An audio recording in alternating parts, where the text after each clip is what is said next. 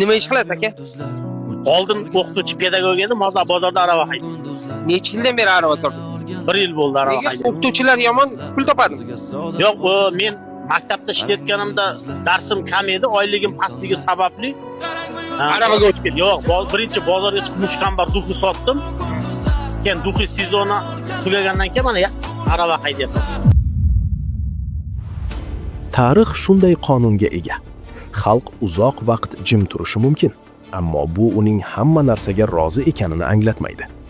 Sabr yig'iladi, norozilik chuqurlashadi, adolat hissi yo'qoladi.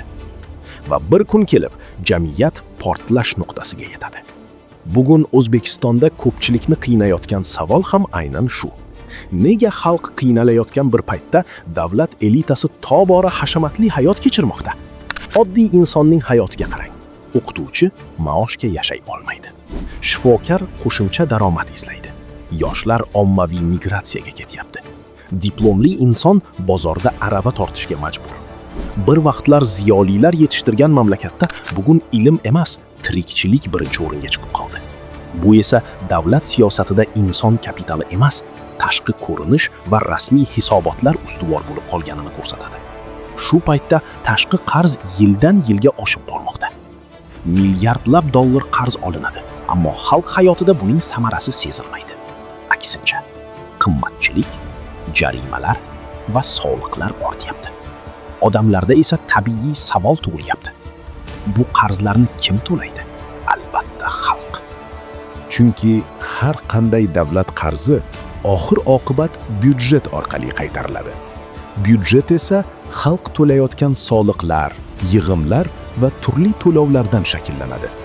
Demak, bugungi qarorlarning og'irligi ertaga oddiy inson yelkasiga tushadi. Eng og'ir qabul qilinayotgan jihat esa xalq sabr bilan yashab turgan bir paytda elitaning namoyishkorona farovonligidir. Prezident oilasi, amaldorlar va ularga yaqin doiralar haqidagi hashamatli hayot tasvirlari jamiyatda bir mamlakat, ikki xil hayot degan tuyg'uni kuchaytirmoqda. Bir tomonda kommunal to'lovdan qiynalayotgan oila, kreditini yopa olmayotgan inson, farzandini chet elga ishga yuborishga majbur ota-ona. Ikkinchi tomonda esa hashamat, boylik, elitaviy turmush, xalqdan uzoqlashgan amaldorlar. Tarixda bunday tafovut hech qachon xavfsiz bo'lmagan. Fransiyada 1789-yilda xalq non yo'q degan hayotga tushganda, qirollikning hashamati g'azabni portlatdi. Rossiya imperiyasida ijtimoiy tengsizlik va iqtisodiy og'irlik inqiloblarga olib keldi. Arab davlatlarida esa ishsizlik, korrupsiya va adolatsizlik 2010-2011-yillarda ommaviy qo'zg'olonlarga sabab bo'ldi. Bu voqealarning barchasida bitta umumiy nuqta bor edi. Hukumat xalq dardini o'z vaqtida eshitmadi. Eng katta xato jimlikni rozilik deb o'ylash. Xalq ba'zan qo'rqqani uchun emas, umidi borligi uchun sabr qiladi. Ammo umid ham tugaydi. Agar inson o'z mehnati bilan yashay olmasa, farzandi kelajagini ko'rmasa va davlatni adolat manbai emas, bosim manbai deb his qila boshlasa, norozilik chuqurlashaveradi. Hech bir jamiyat abadiy sabr qilmaydi. Shuning uchun har qanday hukumat uchun eng katta xavf tashqi dushman emas, balki xalq ishonchining yo'qolishidir.